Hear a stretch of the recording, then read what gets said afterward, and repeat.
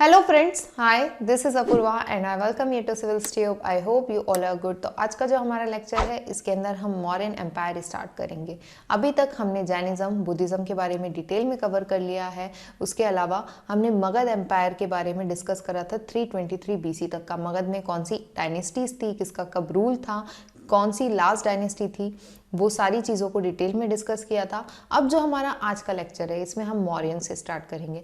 One more important thing, यदि आपने वो लेक्चर्स नहीं देखे हैं तो आपको तो हमारी ये जो प्लेलिस्ट है एंशिएंट इंडियन हिस्ट्री की, उसमें आपको सारे लेक्चर्स मिल जाएंगे। पहले आप वो लेक्चर देखिए, उसके बाद में कंटिन्यूटी में ये लेक्चर देखिए, क्योंकि सारे लेक्चर्स कंटिन्यूटी में है तो आपको एक अच्छी अंडरस्टैंडिंग के लिए ज़रूरी है कि आप सारे लेक्चर कंटिन्यूटी में देखें। तो आज का जो हमारा लेक्चर है इसमें हम स्टार्ट करेंगे मौर्यन एम्पायर के बारे में। मौर्यंस बहुत इंपॉर्टेंट टॉपिक है, इससे रिलेटेड क्वेश्चंस एग्जाम में बन जाते हैं।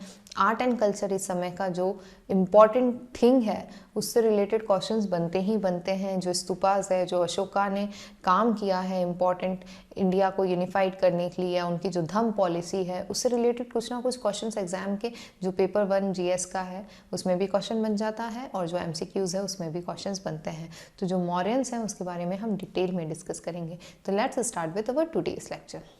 तो सबसे पहले हम देखते हैं कि जो मौर्यन एम्पायर है उसकी स्टैब्लिशमेंट हुई अराउंड 323 बीसी से लेकर 321 बीसी के आसपास तक, और इनका रूल रहा 185 बीसी तक। ठीक है, ये फर्स्ट पैन इंडिया एम्पायर कहलाता है। मतलब कि यदि आप ये मैप देख रहे हैं तो फर्स्ट टाइम ऐसा कोई मैप बना था इंडिया का जिसमें आप पूरे इंडियन सब कॉन्टिनेंट पे मौर्यंस का रूल था, एक्सेप्ट दिस सदर्न पेनिनसुला। और ये जो सदर्न टीप है इंडिया की, इसको छोड़कर हर जगह मौर्यंस का रूल था। ये फर्स्ट पैन इंडिया एम्पायर कहलाता है इंडिया का। Okay, most of the Indian सब कॉन्टिनेंट को कवर किया था इन्होंने। यदि हम इसकी हाइट की बात करें तब ये अपने मैक्सिमम पावर पे था, तब इसका जो रूल था वो ईरान तक पहुंच चुका था। यहाँ पे ये ईरान तक रूल पहुंच चुका था मौर्यंस का। तो मौर्यंस एक बहुत इंपॉर्टेंट डायनेस्टी के रूप में इमर्ज होकर आए थे एंशिएंट इंडियन हिस्ट्री में। ओके, फर्स्ट सेंचुरी बीसी के पहले सबसे इंपॉर्टेंट यदि हम कोई डायनेस्टी देखते हैं तो वो मौर्यन डायनेस्टी है। अब ये जो रूल था वो स्टार्ट हुआ अराउंड 321 बीसी के आसपास। चंद्रगुप्त मौर्य ने स्टार्ट करा था। हम उसके पहले देखते हैं कि जो अलेक्जेंडर द ग्रेट थे उन्होंने अपना एक्सपेंशनिस्ट पॉलिसी अडॉप्ट करी थी, और ये सारी टेरिटरी को कॉन्कर करते करते करते करते ये इंडिया की तरफ आ गए। इंडिया की तरफ आते हुए ये बैक्टीरिया किंगडम था, ये पर्शिया था, ये गंधार वाला रीजन था, इसको गेड्रोसिया कहा जाता था। इन पूरे रीजन पे मतलब कि आप प्रेजेंट डे पाकिस्तान वगैरह की बात करें तो वो पूरा एरिया अलेक्जेंडर के कंट्रोल में था। ओके, बट 323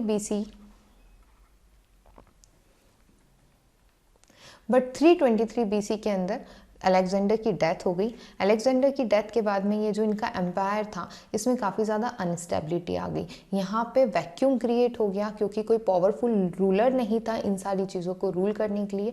और इसी समय जो चंद्रगुप्त मौर्य थे उन्होंने इस चीज़ का फ़ायदा उठाया और ये वाला जो रीजन था यहाँ पे अपना रूल इस्टेब्लिश किया, तक्षशिला, गंधार, इस एरिया में। और यहाँ से फिर इन्होंने अपनी जो आर्मी है उसको लेकर मगध पे अटैक किया, और यहाँ से नंद डायनेस्टी को डिथ्रोन करके खुद ने अपना रूल इस्टेब्लिश कर लिया। और इस तरीके से जो चंद्रगुप्त मौर्य थे उनका रूल स्टार्ट हुआ और मौर्य डायनेस्टी की इस्टेब्लिशमेंट हुई।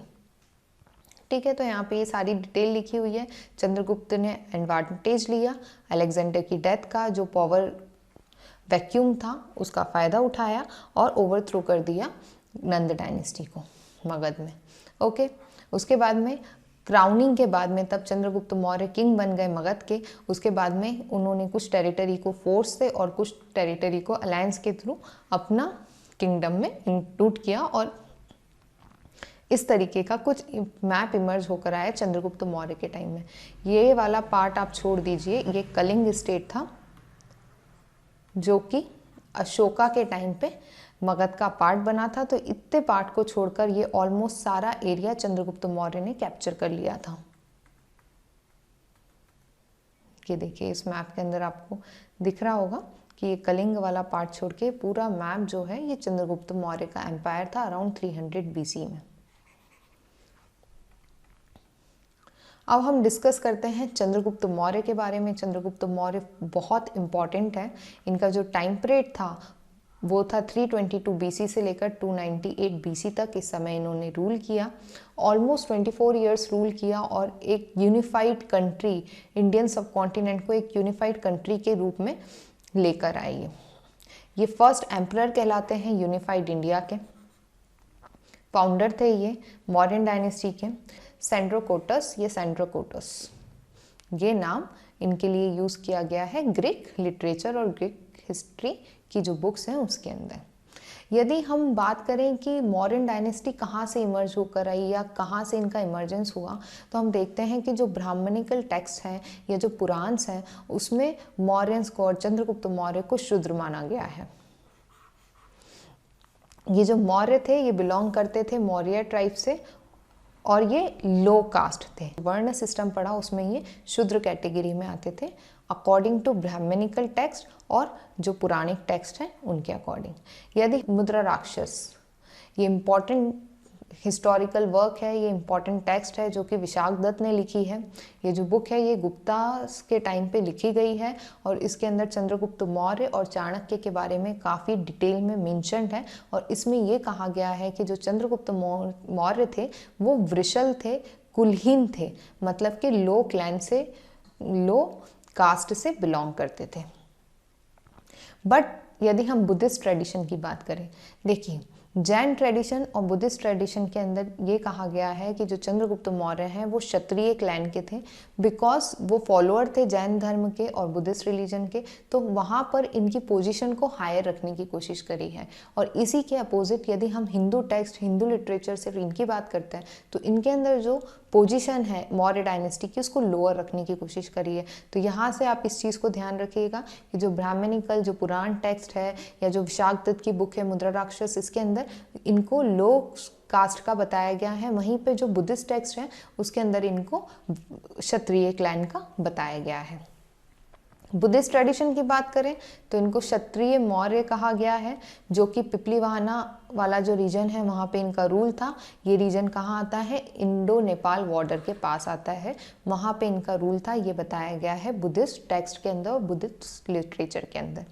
ओके, ये ट्राइबल थे और ये पिकॉक टैमर्स थे। तो इनकी जो मदर थी उनका नाम था मूरा और वहीं से ये वर्ड आता है मौर्य। ओके, इसमें ये भी कहा गया है बुद्धिस्ट ट्रेडिशन में कि ये दूर के रिश्तेदार थे, रिलेटिव थे नंद डायनेस्टी के, और जो धन नंद थे वो बहुत ज़्यादा जेलस थे इनके सुपीरियर टैलेंट से और इसलिए ये इनको हमेशा सप्रेस करना चाहते थे। बट चंद्रगुप्त मौर्य एक स्ट्रॉन्ग पावरफुल लीडर के रूप में इमर्ज होकर आए और उनको वो लीडर बनाने में हेल्प करी चाणक्य और कौटिल्य ने। अब एक और इम्पॉर्टेंट चीज़ है, जो जूनागढ़ इंस्क्रिप्शन है वहाँ पर ये कहा गया है कि जो चंद्रगुप्त मौर्य थे वो वैश्य ओरिजिन के थे। जूनागढ़ इंस्क्रिप्शन काफ़ी इंपॉर्टेंट इंस्क्रिप्शन है। तब हमने आर्कोलॉजिकल सोर्सेज के बारे में पढ़ा था, तब हमने जूनागढ़ रॉक इंस्क्रिप्शन के बारे में डिटेल में डिस्कस करा था।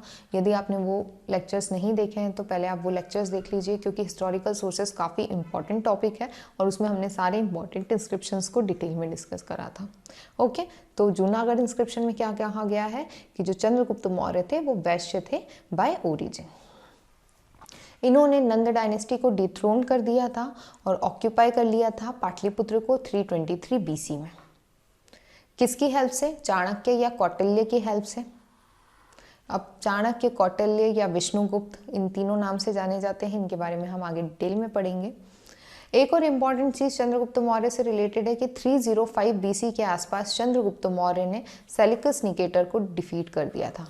अब सेलिकस निकेटर कौन थे? सेलिकस निकेटर अलेक्जेंडर के कमांडर इन चीफ थे, जिनके हाथ में ये जितना भी रीजन था, ये वाला बैक्टेरिया, गंधार, गेड्रोसिया, ये वाला जो रीजन था ये सेलिकस निकेटर के पास था और सेलिकस निकेटर को डिफीट कर दिया था चंद्रगुप्त मौर्य ने 305 बीसी में।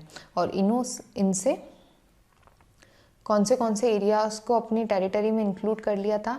ये हेराट वाला पार्ट, फिर एक्रोसिया जिसको कंधार कहा जाता है, गेड्रोसिया बलूचिस्तान वाला पार्ट, इसके अलावा पेप्रोपेनीसेट जो कि काबुल वाला रीजन है। ओके, और इसके बदले में चंद्रगुप्त मौर्य ने उनको क्या दिए थे? 500 एलिफेंट्स दिए थे। तो ये एक इम्पॉर्टेंट इवेंट है इनकी लाइफ का। इसी इवेंट के थ्रू, इसी फाइट के थ्रू, बैटल के थ्रू ये वाला जो पूरा रीजन था ये चंद्रगुप्त मौर्य के कंट्रोल में आ गया। ये मैप देख रहे हैं, इसके अंदर ये वाला जो पार्ट है, सिंध वाला, गंधार वाला, ये वाला जो रीजन है ये 305 BC के बाद में चंद्रगुप्त मौर्य के कंट्रोल में आ जाता है। इसके अलावा हम देखते हैं कि जो चंद्रगुप्त मौर्य हैं और सेल्यूकस निकेटर हैं, इनके बीच में एक ट्रीटी हुई थी और इस ट्रीटी के अकॉर्डिंगली जो चंद्रगुप्त मौर्य हैं और जो सेल्यूकस निकेटर हैं, इनके जो स्टेट्स थे उनके बीच की बॉर्डर थी हिंदकुश माउंटेन। तो ये इंपॉर्टेंट है कि हिंदकुश माउंटेन को इन्होंने बॉर्डर के रूप में समझा बिटवीन देयर एम्पायर। जो चंद्रगुप्त मौर्य हैं इन्होंने इस इतने बड़े एरिया को कवर किया, इतने बड़े एरिया को कैप्चर किया, अपने टेरिटरी में इंक्लूड करा, इतने बड़े रीजन को एडमिनिस्ट्रेट करा। तो इस पर्टिकुलर चीज़ में, इन सारी चीज़ों में इनको हेल्प किसने प्रोवाइड करी? तो चाणक्य ने प्रोवाइड करी। ओके और इस समय किस तरीके की सोशल कंडीशन थी, किस तरीके का पॉलिटिकल सिस्टम था, किस तरीके का एडमिनिस्ट्रेटिव सिस्टम था, इन सारी चीज़ों के बारे में हमको जो चाणक्य, जो कौटिल्य ने बुक लिखी थी अर्थशास्त्र, उससे पता चलता है। ये कहा जाता है कि जो चंद्रगुप्त मौर्य थे उन्होंने इंडिया को माल एडमिनिस्ट्रेशन से सेव किया था, जो कि नंद डायनेस्टी के टाइम पे था। नंद डायनेस्टी काफ़ी ज़्यादा करप्ट डायनेस्टी थी और माल एडमिनिस्ट्रेशन काफ़ी ज़्यादा था उस समय। तो चंद्रगुप्त मौर्य ने इंडिया को उससे सेव किया था। उसके अलावा जो फॉरेन डोमिनेशन था उससे भी इंडिया को सेव करा था। देखिए, जब हम हिस्ट्री पढ़ते हैं, हम एंशिएंट इंडियन हिस्ट्री से लेकर 1500 AD तक की हिस्ट्री पढ़ते हैं, तो हम देखते हैं कि जितने भी इंडिया में इन्वेजन हुए, इस तरफ तो हिमालयन माउंटेन था, तो इस तरफ से तो कोई भी अटैक हो नहीं पाता था। काफ़ी ज़्यादा हार्श वेदर कंडीशंस थी, जिसके कारण इस पर्टिकुलर एरिया से कोई भी अटैक नहीं करता था। उस समय कोस्टल रीजन से भी बहुत ज़्यादा अटैक नहीं होते थे, क्योंकि नेवी और सी रूट्स ये इतने ज़्यादा एडवांसमेंट नहीं था कि इस पर्टिकुलर एरिया से कोई अटैक कर सके। बट ये जो बॉर्डर थी ये काफ़ी ज़्यादा वल्नरेबल थी। यदि इंडिया में कोई भी एंटर करता था तो वो इस पर्टिकुलर रीजन से ही एंटर करता था। तो हम क्या देखते आते हैं? हम देखते हैं कि जितने भी इंडिया में अटैक होते हैं और जितने भी लोग इंडिया पे रूल करने की कोशिश करते हैं और बाहर से आते हैं, तो सबसे पहले इस पर्टिकुलर रीजन को ही अपना टेरिटरी में इंक्लूड करते हैं। ओके तो यहाँ से ये जो अटैक्स हो रहे थे इन सब से प्रोटेक्ट किया चंद्रगुप्त मौर्य ने। चंद्रगुप्त मौर्य ने जो अपनी नॉर्थ वेस्ट फ्रंटियर प्रोविंस वाला जो रीजन था, ये जो बॉर्डर थी, इसको काफ़ी अच्छे से प्रोटेक्ट किया। एक और इम्पॉर्टेंट चीज़ है, जब हम देखते हैं 305 BC में सेल्यूकस निकेटर और चंद्रगुप्त मौर्य के बीच में ट्रीटी होती है, उसके बाद में जो सेल्यूकस निकेटर होते हैं वो अपने एक एम्बेसडर को, ग्रीक एम्बेसडर जिनका नाम होता है मेगास्थनीस, उनको चंद्रगुप्त मौर्य के कोर्ट में भेजते हैं। ये मेगास्थनीस काफ़ी इम्पॉर्टेंट फिगर हैं। इन्होंने एक बुक लिखी है इंडिका, जिससे हमको उस समय के administration, political, socio economic condition के बारे में काफ़ी कुछ पता चलता है। तो मेगास्थनीस एक काफ़ी इम्पॉर्टेंट फिगर हो जाते हैं। ऑल्दो ये जो ओरिजिनल वर्क है, इनकी जो ओरिजिनल बुक थी वो कहीं लॉस्ट हो गई है, गुम गई है, अब वो बुक हमारे पास नहीं है। बट इनकी जो बुक है उसकी कुछ इम्पॉर्टेंट चीज़ें दूसरे राइटर्स ने अपनी बात की जो राइटिंग है उसके अंदर प्रिजर्व किया है। Original book is lost, but इनकी जो बुक है उसकी कोटेशंस जो ग्रीक राइटर हैं उन्होंने बाद में अपने काम में यूज़ की है। इसके अलावा चंद्रगुप्त मौर्य के बारे में हमको जूनागढ़ इंस्क्रिप्शन से पता चलता है। ये पता चलता है कि यहाँ पे इन्होंने एक डैम बनवाया था इरिगेशन पर्पस के लिए और कंस्ट्रक्ट करवाया था सुदर्शन लेक। ये इंपॉर्टेंट है, सुदर्शन लेक कंस्ट्रक्ट करवाया था इनके प्रोविंशियल गवर्नर ने, जिनका नाम था पुष्यगुप्त। इनका भी नाम आप याद रखिएगा, पुष्यगुप्त, जो कि प्रोविंशियल गवर्नर थे चंद्रगुप्त मौर्य के टाइम पे। उन्होंने जूनागढ़ वाला जो रीजन था वो ड्राई रीजन था, तो वहाँ पे इन्होंने सुदर्शन लेक बनवाया था। जैन ट्रेडिशन में ये कहा जाता है कि जो चंद्रगुप्त मौर्य थे वो श्रवणबेलगोला गए थे, जो कि कर्नाटका में आता है, अपने टीचर भद्रबाहु के साथ, जो कि एक जैन एसेटिक थे। यहाँ पे ये चीज़ समझनी होगी आपको कि जो चंद्रगुप्त मौर्य थे वो फॉलोअर थे जैन रिलीजन के और उनके टीचर थे भद्रबाहु। भद्रबाहु और स्थूलभद्र, इन दोनों के बारे में हमने लास्ट लेक्चर में डिटेल में डिस्कस करा था। इन दोनों के ही कारण श्वेतांबर और दिगंबर 2 सेक्ट्स इमर्ज होकर आए जैन रिलीजन के अंदर, तो इम्पॉर्टेंट है। और ये किसके टीचर थे? तो ये चंद्रगुप्त मौर्य के टीचर थे। ओके, यहाँ पर श्रवणबेलगोला जाने के बाद में जो चंद्रगुप्त मौर्य थे उन्होंने खाना पीना सारी चीज़ें छोड़ दी और डिवोटी बन गए by fast unto death at a hill. ये जो श्रवणबेलगोला वाली जो हिल है यहाँ पर इन्होंने फास्ट किया, समाधि ले ली और तब तक तपस्या करी जब तक डेथ नहीं हो गई उनकी। ओके, तो इस रीजन को क्या कहा जाता है? श्रवणबेलगोला वाले को चंद्रगिरी, इन्हीं के नाम पर इस रीजन को कहा जाता है। यदि हम चंद्रगुप्त मौर्य की बात करें तो इनके समय पे इकोनॉमी की यदि बात करते हैं तो ट्रेड काफ़ी फ्लरिश्ड था, एग्रीकल्चर रेगुलेटेड था, वेट और मेजर्स का यूज़ होता था, मनी का भी यूज़ होता था, बार्टर सिस्टम नहीं था और सेंट्रल एडमिनिस्ट्रेशन था। ओके, अब हम देखेंगे कुछ फैक्ट्स चाणक्य के बारे में। चाणक्य कौटिल्य के नाम से भी जाने जाते हैं, इसके अलावा हम इनको विष्णुगुप्त के नाम से भी जानते हैं, इसके अलावा हम इनको विष्णुगुप्त के नाम से भी जानते हैं। ये एडवाइज़र थे, प्राइम मिनिस्टर थे चंद्रगुप्त मौर्य के, जो कि फर्स्ट मौर्यन एम्परर थे। ओके, और चंद्रगुप्त मौर्य के मेन टीचर गाइड यही थे।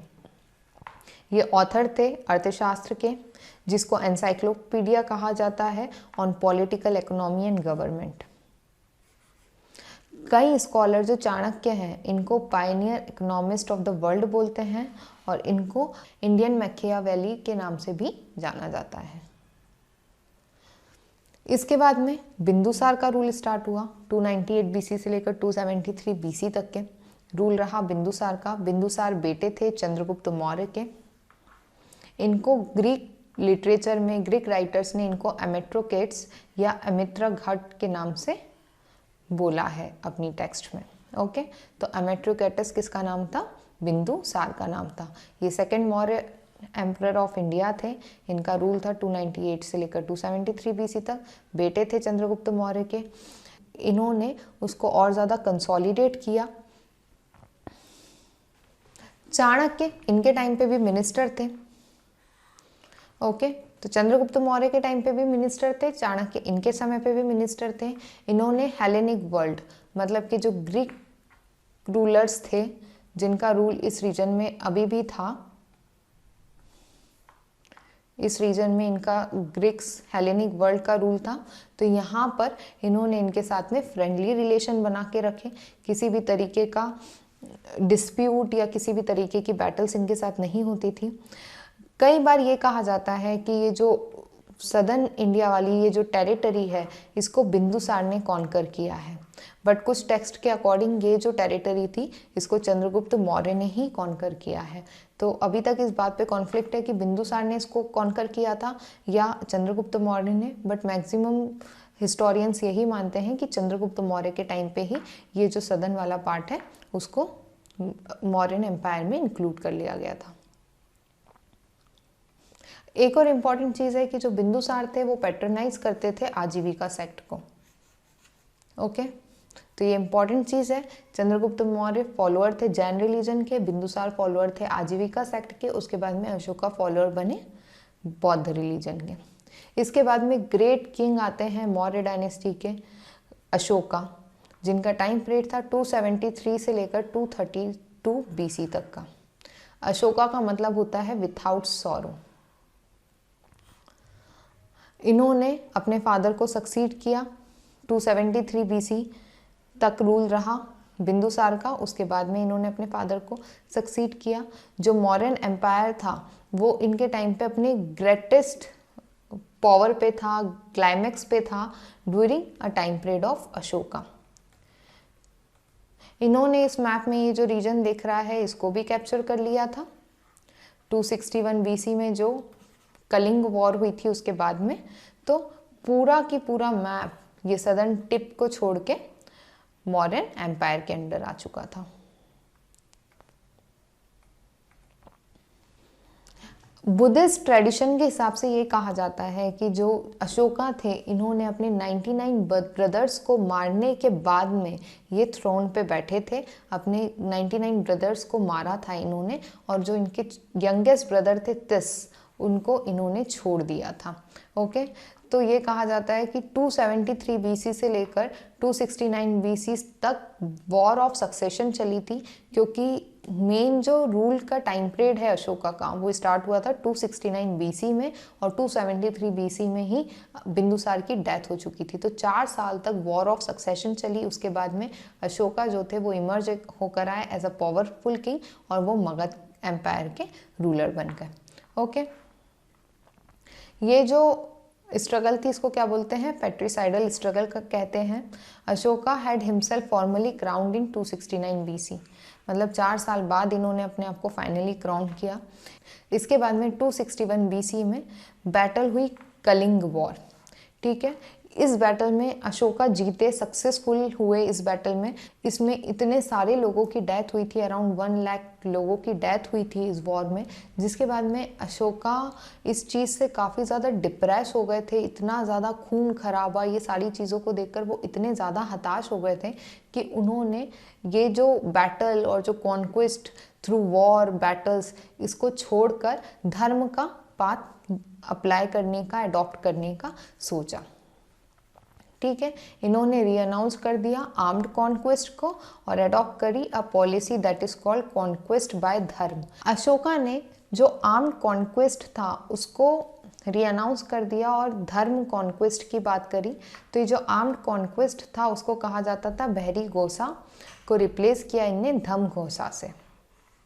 तो ये इम्पॉर्टेंट है। इन्होंने पैट्रेन किया और फॉलोअर बने ये बौद्ध रिलीजन के। इसके अलावा इन्होंने जो बौद्ध रिलीजन था उसको प्रोपोगेट किया, वर्ल्ड में हर जगह बौद्ध रिलीजन को पहुंचाया। इन्होंने एक इम्पॉर्टेंट वर्ड दिया जो था धम्म। कई बार ये जो वर्ड है धम्म, इसको एसोसिएट किया जाता है रिलीजन से, बट जो अशोका ने ये जो वर्ड दिया था धम्म या पॉलिसी ऑफ धम्म जो दी थी इन्होंने, ये कोई रिलीजन से एसोसिएटेड नहीं थी। ये कुछ मॉरल कोड ऑफ कंडक्ट थे जो हर पर्सन को अपनी लाइफ में फॉलो करना चाहिए। ये इस तरीके के कोड ऑफ कंडक्ट्स थे जिससे सामने वाले की लाइफ भी अच्छी रहे और हम भी एक अच्छी लाइफ जिए, एक हेल्दी लाइफ जिए। ये इस पॉलिसी का मेन ऑब्जेक्टिव था। ये जो पॉलिसी थी ये सेकुलर इन नेचर थी। इसमें किसी भी धर्म को सप्रेस करने की बात नहीं करी गई थी। सारे धर्मों को इक्वल रिस्पेक्ट देने की बात की गई थी। तो इस तरीके का कोई भी ऑब्जेक्टिव इस धम्म पॉलिसी का नहीं था। कुछ सोशल और पॉलिटिकल इम्प्लीकेशंस थे इस पॉलिसीज़ के। ये जो पॉलिसी थी धम्म पॉलिसी, ये गाइड करती थी इंडिविजुअल को कि उसको किस तरीके से सोसाइटी में बिहेव करना चाहिए या क्या मॉरल वैल्यूज़ को अडॉप्ट करना चाहिए। जैसे कि आपके बड़ों का रिस्पेक्ट करना चाहिए, एनिमल्स को नहीं मारना चाहिए, नॉन वायलेंस की पॉलिसी को अडॉप्ट करना चाहिए, या आपको दूसरों की हमेशा हेल्प करनी चाहिए, दूसरों के रिलीजन का भी रिस्पेक्ट करना चाहिए। तो ये कुछ इस तरीके के मॉरल कोड ऑफ कंडक्ट थे। कुछ अलग अलग बातें कही गई थी जो कि हमको जो अशोकन इंस्क्रिप्शन है उससे हमको पता चलती है। आगे चलकर हम इसको डिटेल में डिस्कस करेंगे। जो अशोका थे उन्होंने ये जो पॉलिसी ऑफ धम्म अडॉप्ट करी थी और 261 बीसी के बाद में इन्होंने जब अपना रूल स्टार्ट करा एक्चुअल ढंग से, तो इन्होंने एक नए तरीके को अडॉप्ट करा लोगों तक अपने संदेश को, अपने मैसेज को पहुंचाने के लिए। वो था एडिक्ट्स। इन्होंने कुछ रॉक एडिक्ट्स बनवाए जिस पे इनके मैसेजेस लिखे जाते थे। अभी जो रॉक एडिक्ट्स थे या तो वो कुछ पिलग्रिमेजेस साइट्स, जो इम्पोर्टेंट साइट्स होती है जैसे रुमनदेई, लुम्बनी, यहाँ पे आपको देखने के लिए मिलेंगे, या तो कुछ बिजी ट्रेड रूट्स वाले जो पार्ट्स थे वहाँ पे ये एडिक्ट्स रहते थे। और इस एडिक्ट्स पे जो अशोका थे उनके मैसेजेस लिखे जाते थे। ये फर्स्ट एग्जाम्पल है of writing in Indian history. तो ये इम्पॉर्टेंट है। ये एक हिस्टोरिकल एविडेंस के तौर पे देखा जाता है। ये माना जाता है कि कि इंडियन हिस्ट्री को राइट करने का पहला एविडेंस हमको देखने के लिए मिला। और ये जो एडिक्ट्स थे, इनकी खास बात ये थी कि इन्हें संस्कृत लैंग्वेज में नहीं लिखा गया था, जो कि उस समय की ऑफिशियल स्टेट लैंग्वेज थी। इनको लोकल लैंग्वेज में लिखा गया था, जिस रीजन की जो लैंग्वेज होती थी उस लैंग्वेज में लिखा जाता था, ताकि उस एरिया के लोग उसे ईजिली समझ पाएँ। जैसे कि हम पाकिस्तान गंधार वाला जो रीजन है, वहाँ पे खरोष्टी लैंग्वेज में देखते हैं, क्योंकि वो वहाँ पे लोकली यूज़ की जाती थी। तो हर जगह आपको अलग अलग लैंग्वेजेस में ये जो एडिक्ट्स हैं वो देखने के लिए मिलेंगे। जो बुद्धिज़्म था उसको अशोका ने स्टेट रिलीजन डिक्लेयर कर दिया था 260 BC में। और इन्होंने मिशनरीज भेजे थे काफ़ी सारी दूसरी कंट्रीज़ में, ताकि बौद्ध रिलीजन को स्प्रेड किया जा सके। सिलोन, इजिप्ट, मैसेडोनिया, तिब्बत, काफ़ी सारी जगह पे इन्होंने अपने मैसेजेस को स्प्रेड किया। अब हम देखते हैं लेटमोरियन किंग्स के बारे में। जो अशोका थे, उनका रूल था 232 BC तक का। 232 BC से लेकर 185 BC तक लेटर मौर्यन किंग्स का रूल रहा। मौर्यन डायनेस्टी ने अराउंड 137 ईयर्स तक रूल किया, बट जो 3 इंपॉर्टेंट किंग थे वो थे चंद्रगुप्त मौर्य, उसके बाद में बिंदुसार और उसके बाद में अशोका। अशोका के बाद में जो मौर्य डायनेस्टी थी उसका डिक्लाइन होने का टाइम पीरियड स्टार्ट हो गया। जो मौर्यन एम्पायर था वो ब्रेक होने लगा। जो वेस्टर्न पार्ट था उसको रूल किया कुणाल ने, जो कि बेटे थे अशोका के। उसके अलावा जो ईस्टर्न पार्ट था उसको रूल किया दशरथ ने। और हम देखते हैं कि जो लास्ट मौर्यन रूलर थे वो थे बृहद्रथ। बृहद्रथ को असैसिनेट कर दिया था 185 BC में उन्हीं के commander in chief Pushyamitra Shunga ने, और इन्होंने एस्टैब्लिश करी थी शुंग डायनेस्टी।